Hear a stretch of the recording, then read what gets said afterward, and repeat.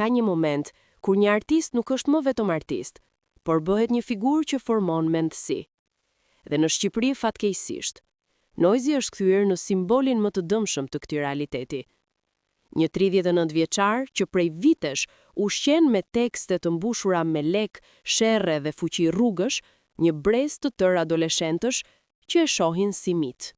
Dhe tani, pasi ka lodhur tregun me glorifikimin e dhunës dhe arogancës, ka kaluar në fazën tjetër, nxitjen e kumarit.